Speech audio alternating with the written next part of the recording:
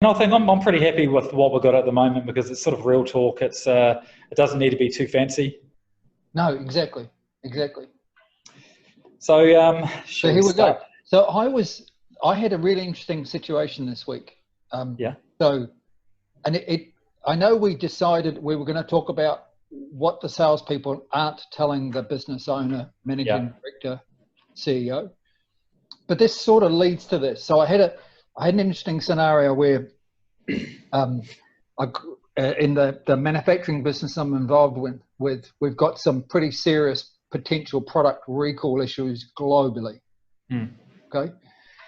And so some of our manufacturers have done something wrong. It's mean I've now got product that is out in the field in places like China, USA, India, Europe, and we need to fix them.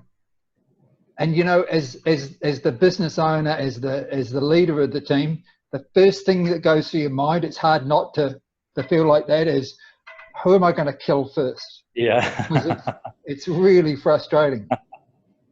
And then I read that, I think I sent it to you this week. I was looking at that quote that I sent you from Churchill. Yeah. He said, success is going from failure to failure. Yeah. Without a loss of enthusiasm. Yeah. And I thought, you know, when I'm talking to these people, I need to remember to be enthusiastic about how we resolve it together. Yeah. Not just you bastards.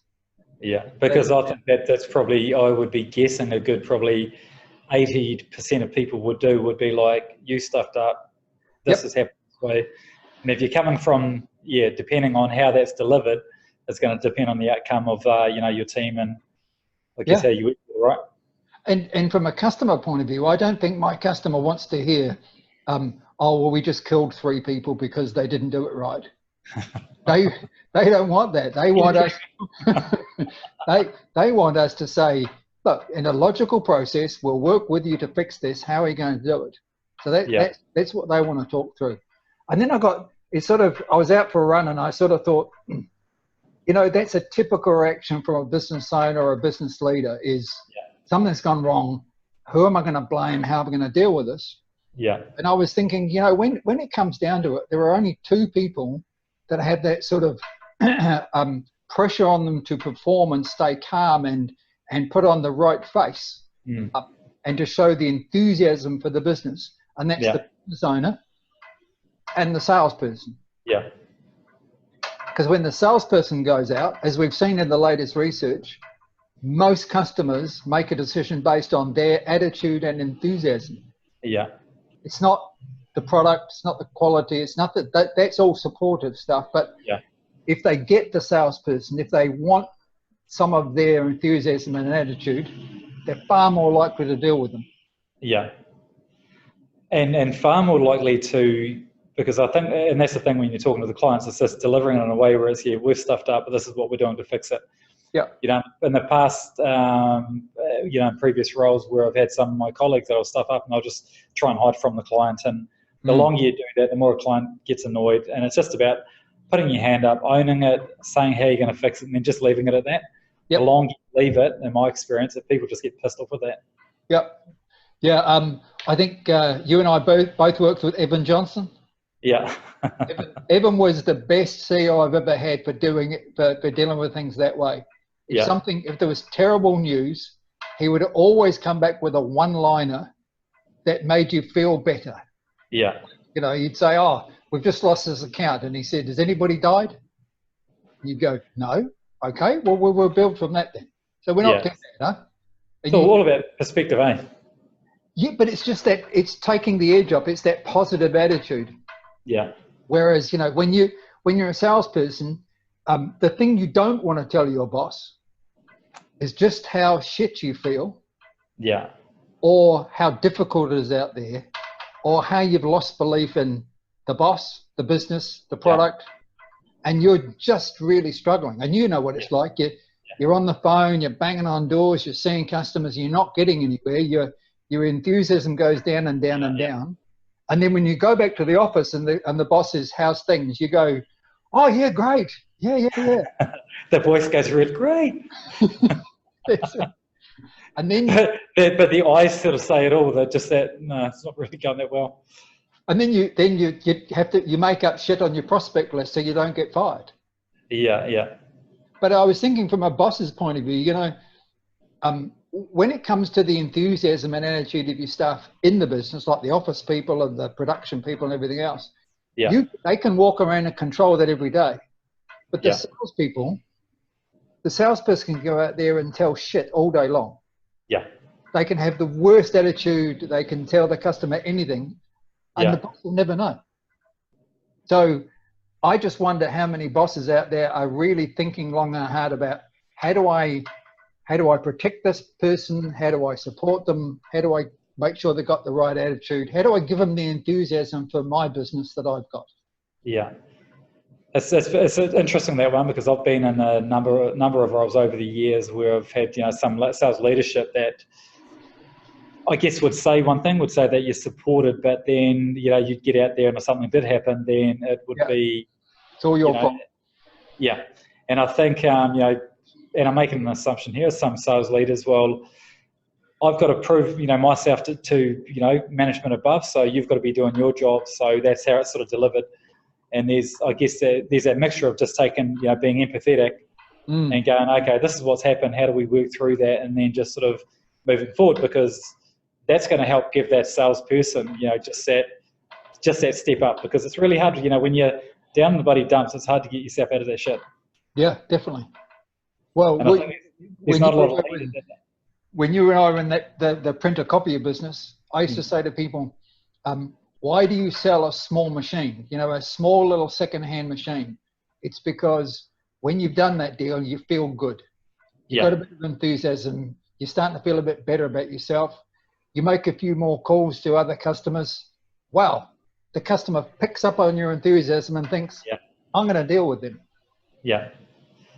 The funny thing is, because people can pick up, you know, that through the phone, you know, if you're enthusiastic, if your body language, you know, look, generally if you're having a shit day and you're on the phone, you generally got your arms crossed, you're down, your voice is like this, and your attitude is just sort of like this as well. So, you know, your body language, the way you bloody breathe has so much, I believe, has a lot of impact on, you know, your energy and your attitude when you're talking to clients or potential clients. Yeah. And I've always thought, if you're going to go in and spend 10 minutes with somebody and bang on their door, and, you know, it's important that they have to want the energy you've got. They've got to look at you and think, wow, they've got something that I can respect, and I'm going to let that rub off on me. Whereas if you sit down and say, oh, my wife's just left me, the dog's died, you know, I can't get an erection, you know, all apart from laughing at you, nobody's going to. A guy called Bill Campbell many years ago said to me, people deal with successful people. Yeah. They do not deal with losers. And if you continually say, oh, yeah, I'm okay, then people go, oh, great, I'm really going to deal with you. But those who are, you know, never better, I'm fantastic. How are you going? Yeah, but crying inside. Exactly. Yeah, and I was going to say, in your experience, I know when you're the GM of sales, I guess what percentage of the team was successful compared to not, and what do you think that the ones that weren't successful weren't? Is it an attitude thing? Is it a management thing? Well, it's not product knowledge, because some of the most successful people wouldn't have known one end of the machine from another. Yeah. They knew enough to be dangerous, and they relied on the rest of the team, the technicians, the product experts to come in and help them. They were purely out there selling passion, selling belief, you know, talking about the financial options, getting to understand the customer's business. Talking about outcomes. Yeah, and saying, if I can help you with this, what does that do for your business? What does that mean? That how much more money do you make, or how much more money do you save? And let's face it, as a CEO of a business, as a business owner, you're interested in two things, right? How do I make money, or how do I save money? Yeah. That's it. Everything else is, how do you do that? Yeah. So I mean, I remember we had a minimum threshold of 70%. Yeah. And I'd probably guess in most businesses today that 70% of the salespeople would be at 70% of their target or less. Yeah. So there's only a few above that. Yeah. And if we're talking about the copy industry, what percentage do you, because I obviously think it's a wee bit competitive than probably a lot of other industries. Do you think it'll be still be that same number, or a wee bit higher that aren't making that number? I would think in some companies it'd be very hard. And look at what some of the guys in some of the industries and some of the companies have done to make sure that they just make a lot of money, but they don't look after the customer, they don't look after the industry. I remember I went into a business in Australia in the same industry. One salesman made $550,000 commission the previous year. Yeah. It was a commission-only business. Yeah. He sold 37 new machines to do that. 37. 37 new machines. Paid 550,000 Australian dollars commission. Bloody hell. Because what he was doing is writing copy plan deals. Yeah. And varying the rate and the minimum volume. Yeah. And then invoicing, throwing in some small machines like a fax machine. Yeah. And invoicing huge sums for that. Making huge margin and putting that in his pocket. Yeah. So did the business make lots of money? Sure. I mean, the business made money. But was it sustainable? Could you actually look at the customer in the eye and say, it was a good deal for you and for us? No. Absolutely not. And it was the first thing when we bought that business we had to change, because it was it was doomed to fail if you carried on that way. It's just changing that culture from being bloody cowboys to actually doing proper sustainable business. Because as you know, if you don't do that, then the brand reputation is everything, right? And once you lose that, then you're basically stuffed, aren't you? Correct. So I think it's really hard to get that trust back. There's probably, I think I saw, you see lots of these things on LinkedIn where they say 20% of this equals 40% of that. But one I saw the other day that I thought was probably right said that 36% of salespeople are below 40% of their sales target. And I thought, I absolutely guarantee that. I think it's probably a bit conservative, to be honest. Yeah, yeah. But the thing is, how does a business owner or a manager deal with that? Yeah. You can either get angry, or you can punish them, or you can fire them. Yeah. But if you honestly believe that they're a good person and they've got the capability, get out in the field with them, encourage them, teach them the right attitude, help them, give them that enthusiasm that Winston Churchill was talking about. Yeah. And help them do a good job. They don't want to fail. They don't want to be shit. Yeah. But, it's really hard. It's really easy to blame. Yeah. Look, it's interesting, coming from Canterbury and working with a small team for such a long time, there wasn't a major turnover of staff, but when I moved to Auckland, with a lot of businesses up there, there is quite a large turnover of staff. As a CEO, as a manager, how do you, because I guess sometimes it gets to that point where this person's going to be here 3 months or 6 months. I don't really want to invest that time in them, or managers get conditioned to that, so they don't really put a lot of time into that. Is that an assumption, or is it a? No, I mean it's easy as a manager of a large team to turn around and pick people that you think, they're never going to make it. But that's just plainly unfair. Because I can't tell you how many times I was wrong about that. Yeah. And people have suddenly picked up on a product or an attitude or a market, and suddenly they move from the bottom of the pile and they move way up through the ranks, and you're thinking, how did that happen? Yeah. So, if you truly believe that somebody can't make the grade and you can't get in behind and support them in the right way, then you need to let them go, because you're being unfair to them. And one thing, I think another thing I've seen is a lot of people I've seen in the past that have got into management are generally top salespeople. And some of the top salespeople are generally quite selfish people, because as a salesperson, you're all about wanting the deals, getting the money and all that, and then they go into management. I've seen over the years that some have really struggled with that. Well, it's typical, isn't it? Most industries. Most industries. they take their top salesperson and they make them the sales manager and then the GM, etc., etc. But it doesn't. They don't necessarily train them how to be a manager. Yeah. I mean, there's this old myth that leaders are born. They're taught, they're trained, they're made. Yeah. So if you're not going to invest in them to teach them how to train them how to look after their staff, yeah, what are they supposed to be, mind readers? So yeah, interesting. So what do you? I guess in the last, like what I've seen in the last 5 years, I guess with technology having such an impact on, you hear the social selling and stuff like that. I think that's really had a big impact on, I guess, how we find opportunities and how you create opportunities. I think at the end of the day, you've still got to get on the phone, make that call, get in front of people. People still buy from people. What impact do you think that's going to have in the next 5 years with the rate of change at the moment?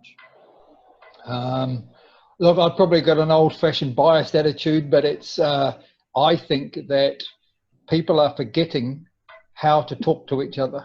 And people are using social media as an excuse. Yeah.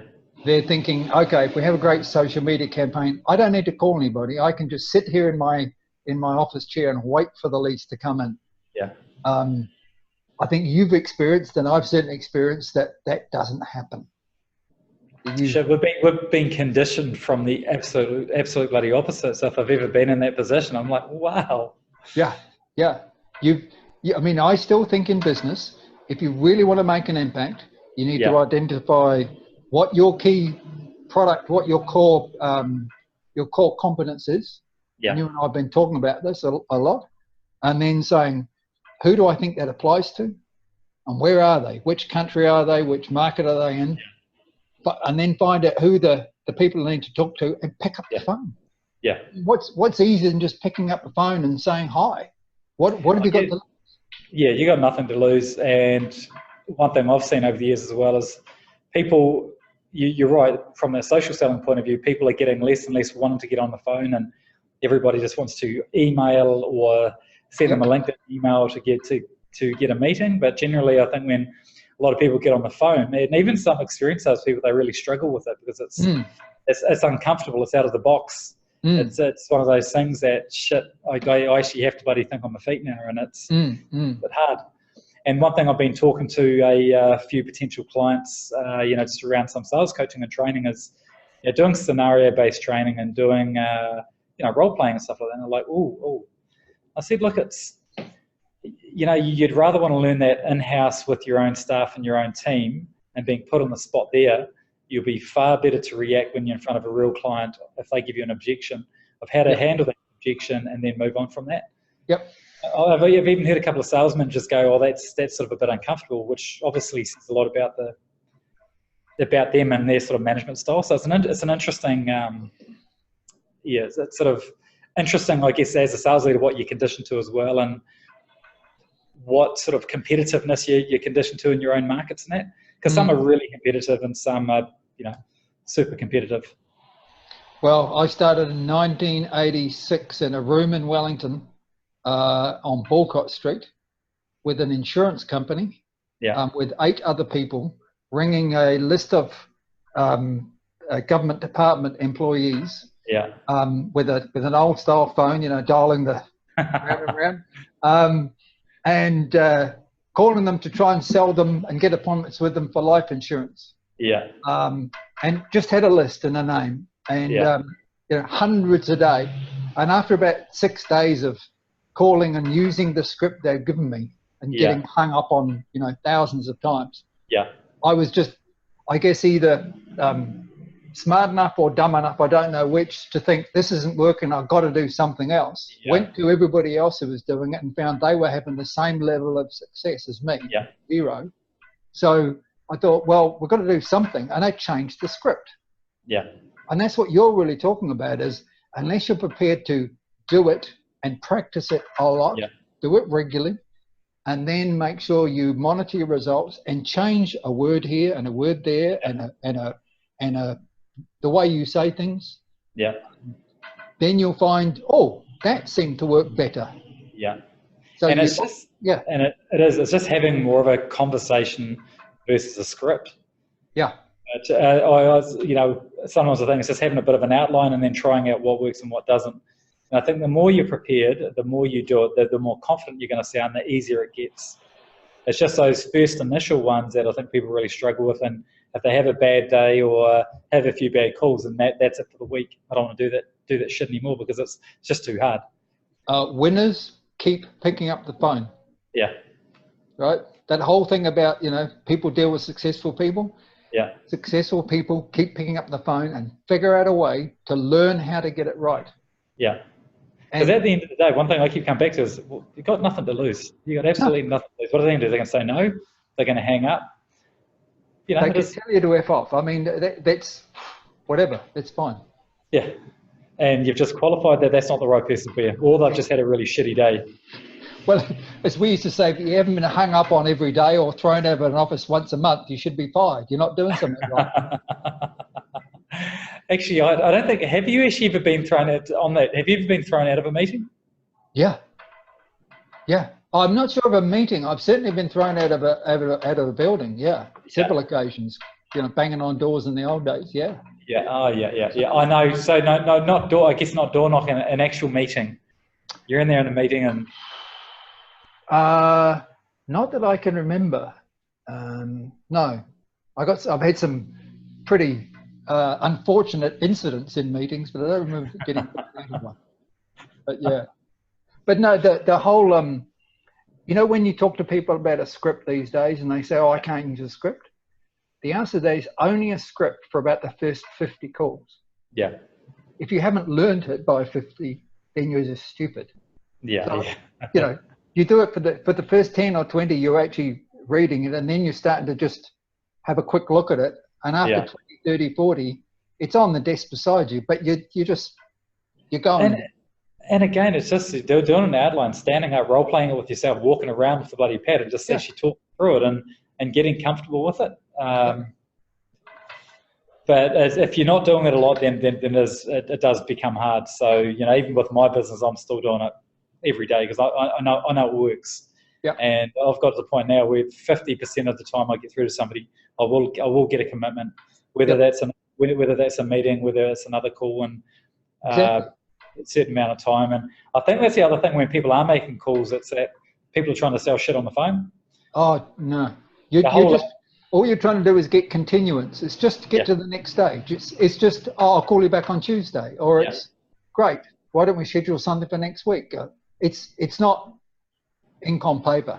Yeah, the analogy I give is sort of like walking to a bar, walking up to a girl and it's just kind of like, hey, do you want to go home with me? You don't go straight in for the kill. You've just got to, buy a drink. And then I'll tailor those analogies depending on who I'm talking to. So you don't want to be upsetting people, do you? No. But yeah, it's been it is interesting. I definitely think that people today are expecting too much of social media. They're expecting it all to come to them, and they're not really expecting to have to do the good old-fashioned basics of talking. And what's wrong with talking to people? God's sake! Yeah, everybody's quite nice when you get past that initial. Then everybody's really nice. Yeah. And I think the thing is putting yourself into their shoes. And one thing I ask a lot of clients that I speak to at the moment is, if we talk about lead generation and that sort of thing, so what is your perception of lead generation? Is that a paying client that you call up on that day, or is that somebody that's going to nurture and go in your pipeline? It's getting really clear on what their perception of it is as well, because how I think of lead generation and getting on phone, make a call could be quite different from somebody else. So I generally find I try to understand what their perception is of it and what they sort of expect out of it, and then gives you a bit of common ground to go, well, this may be a good place for you to start here versus starting here. Yeah. Well, remind me next time we catch up, we'll talk about a guy, Bruce, who used to work in Australia with me. Yeah. And, he could get through to anybody, anywhere, anytime, and he could get an appointment with people that we had tried for months. And it confused me how he did it until one day he shared his concept with me. Yeah. And once he shared that, it made complete sense of how he did it. Yeah. And he was so confident on the phone. It was just beautiful to listen to. Yeah. Yeah. We would literally take in, after we'd been trying to get a hold of people for months, we'd go into him and say, Bruce, can you try and talk to this guy and set up a meeting? Yeah. Generally, within 24 hours, he'd come back and go, there you go, 2 o'clock on Thursday. Yeah. How did you do that? Yeah. Easy. No, I look forward to that. Yeah. Yeah. No, he's a classic. Great guy. Yeah. Great guy. Mind, he's been doing it for 100 years, so he's pretty good at it. Well, you guys are around the same age, are you? I've got to go and do something positive now, mate. See, you can't slap me through the computer probably when you see me next. Hey, thank you very much for your time, mate. I really enjoyed the chat, and yeah, it's good. No worries. Got a lot of value out of it, mate, and we look forward to having a chat to you in the next